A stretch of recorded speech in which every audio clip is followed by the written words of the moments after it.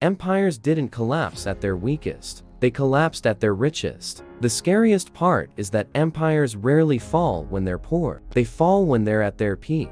That's because the biggest financial mistakes happen when leaders feel untouchable. And that sounds backward, because we expect collapse to happen when a nation is weak and struggling. But history shows something different. The most dangerous time for an empire is often the moment it feels unstoppable. When money is flowing, victories feel normal, and leaders start thinking the rules don't apply to them. That is when mistakes grow bigger, and people don't notice them until it's too late. Welcome to FrameHistoro, where we explain history through systems, money, and the quiet decisions that change everything. Now, imagine living inside the strongest empire on earth. Trade is booming, taxes are coming in, the streets feel safe, and from the outside, it looks like nothing can break it. But inside, a slow problem begins. Leaders start spending like success will last forever. And this is mistake number one. Spending grows faster than reality. When leaders feel confident, they build huge projects, keep large armies, and start expensive wars, because they believe the money will always come back. At first, it works. The empire can afford it. But success can hide early warning signs, and the bills quietly pile up in the background. Spain is a perfect example. In the 1500s and 1600s, Spain was flooded with silver from the Americas. Treasure ships arrived, and Spain looked unstoppable. But that easy money became a trap. Instead of building strong industry at home, Spain relied on outside wealth, imported goods, and constant war spending. And here's the key mistake.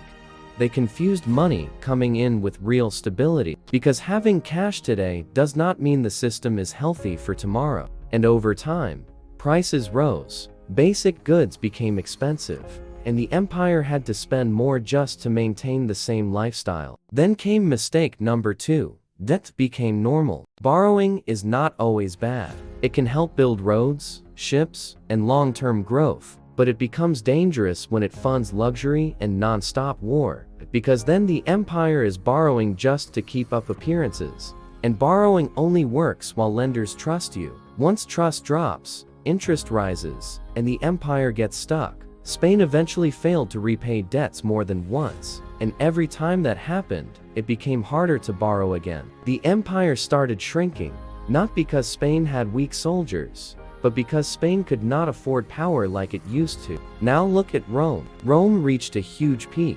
It controlled massive land, trade, and tax money. But Rome fell into another common trap: overexpansion. Expansion looks like strength, but it creates permanent costs. Longer borders, more soldiers, more officials, more corruption, and more spending just to stay in control. It's like buying a bigger house, then realizing you must pay for repairs, security, and taxes forever. Rome's costs kept rising, so leaders raised taxes, squeezed farmers, and demanded more from provinces. And when that was not enough, Rome made mistake number three: weakening the currency. The government reduced the precious metal inside coins, meaning people got cheaper money without being told. And once people noticed, prices rose, trade slowed, and trust in money started disappearing. And that is deadly, because money only works when people believe it holds value. Now, pause and think about this. If you don't trust money, do you invest? Do you build? Do you take risks? Or do you protect what you have and stop growing? That fear slows everything, and an empire can't survive long when its people stop believing in the future. Then comes mistake number four: breaking trust inside society. Trust is the hidden fuel of any empire. Trust that taxes are fair. Trust that rules apply to everyone.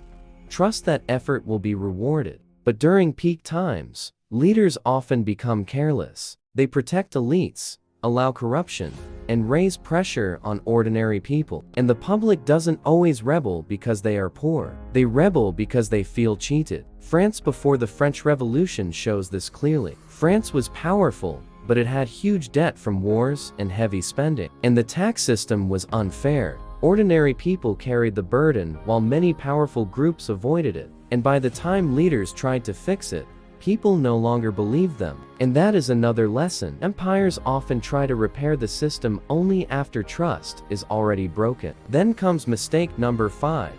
Chasing short-term glory instead of long-term strength. Many empires at their peak focus on what looks impressive: bigger armies, bigger borders, bigger palaces, and bigger celebrations. But they ignore what keeps a country strong: stable rules, honest institutions, fair taxes, and productive workers. Those things are not flashy, but they are the foundation. It's the same in real life. Some people chase a big paycheck, but ignore savings, planning, and stability. And one problem wipes them out. Empires can be the same. Then comes mistake number 6. Treating a lucky advantage like it will last forever. Some empires get a sudden boost: new trade routes, new resources, or easy wealth. And instead of using it to build stability, they build a more expensive lifestyle around it. But advantages don't last. Competition grows, markets change, and when the advantage fades, the empire is stuck with costs it can't support. Then comes mistake number 7. Refusing to cut spending because of pride. Once an empire builds its identity around being number 1, leaders fear looking weak, so they keep spending, keep fighting, and keep expanding even when it's too costly. And the longer they wait, the worse the crash becomes.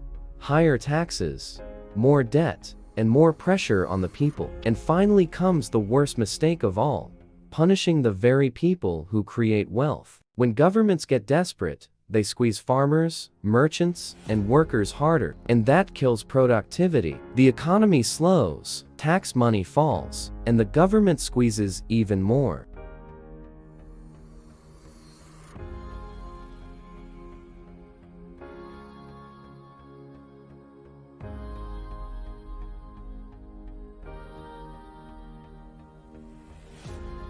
When you feel comfortable, when you assume tomorrow is guaranteed, that is when people spend more, save less, and take bigger risks. Empires did the same thing, and history punished them for it. So here's a final question. If the strongest empires in history collapsed because of financial mistakes made during their best years, what does that teach us about how fragile success can be? And what kind of system are you building in your own life? Something strong and stable, or something that only works when everything goes perfect? If you enjoyed this story, subscribe and explore more videos on FrameHistoro. Because when you understand how empires fall at their peak, you start seeing the modern world with clearer eyes. Thanks for watching.